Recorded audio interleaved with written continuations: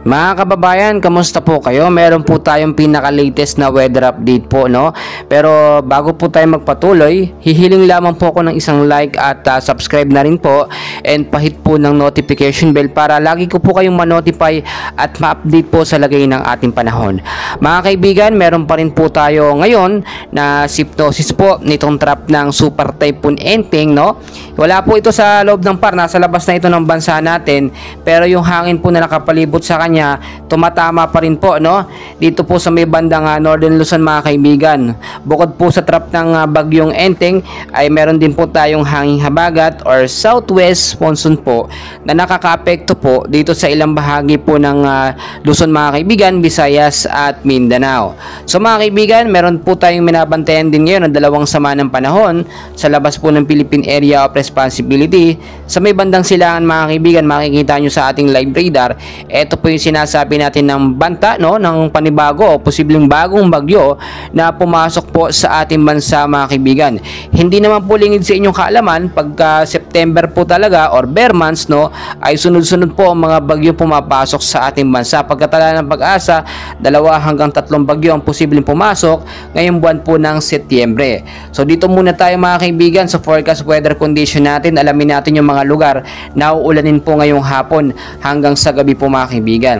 So forecast weather condition natin sa area po ng Batanes at Babuyan Island, maulap po na kalangitan or cloudy skies with scattered rains and thunderstorm po ang mararanasan pagdating po sa hapon at sa gabi. Dahil po yan sa trap po ng bagyong Enteng or Super Typhoon Enteng na nasa labas po ng ating bansa. So ngayon pa lamang po, maging handa po tayo sa posibleng banta po ng pagbabaha, no? Especially pag po ng ilog, yung mga malalapit sa ilog, mag-ingat po kayo dyan. Binabalaan ko na po kayo. Mag-ingat din po tayo sa mga mountainous area, sa matataas na lugar, sa banta naman po ng landslide, dahil pagka ganitong patuloy yung pag-uulan, mabilis po lumambot ang lupa, no? Lalo na kung yung mga matataas na lugar na pinagpuputol yung puno, wala pong kakapitan o wala pong sisip-sip ng tubig. Maging alerto lamang tayo, mga kaibigan. Sa area po ng Pangasinan at Bataan, Sambales, monsoon rains po ang mararanasan dyan or yung pag-ulan po na pabugso-bugso, no? Mag-ingat po tayo, mga kaibigan. Kung alam natin na may bagyo, mayroon pong banta ng pag-ulan, huwag na tayong labas ng bahay, no?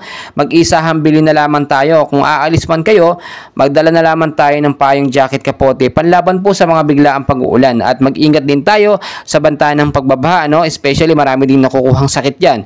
Sa mga landslide prone area, umiwas din po tayo, mga kaibigan. Paalala ko po yan sa inyo.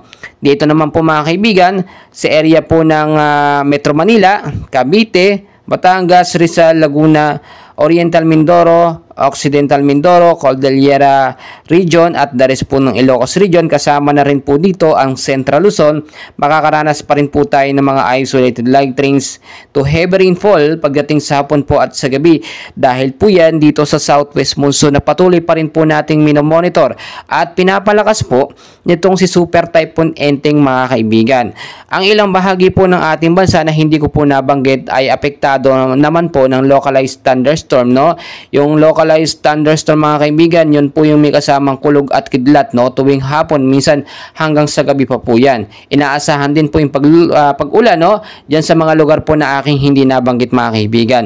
So yung sinasabi natin, mga kaibigan, na dalawang sama ng panahon, ito po yung sinasabi natin na posibleng panibagong bagyo, no? Yung kasunod po na posibleng maging bagyo, kasunod po ni Super Typhoon Enteng ay tatawagin pong bagyong Perdi, no? At Hener, sila po yung mga bagyong susunod. And hopefully nga po hindi ito pumasok sa ating bansa dahil nga hanggang ngayon lubog pa rin po sa baha ang ilang bahagi po ng Metro Manila, Luzon, Visayas at Mindanao. At kahit nga po ang mataas na area ng Antipolo, Rizal, no, yung mga lugar po na yan, hindi po talaga yan usually binabaha, pero binaha po, no, dito kay bagyong Enteng. So maging handa na lamang tayo, maging responsable po tayo, panatilihin pong malinis ang ating kapaligiran, yung mga basura itapon po sa tama, hindi yung nakakalat lamang dahil yan po yung bumabara sa mga kanal, kaya po nagkakaroon ng pagbabaha.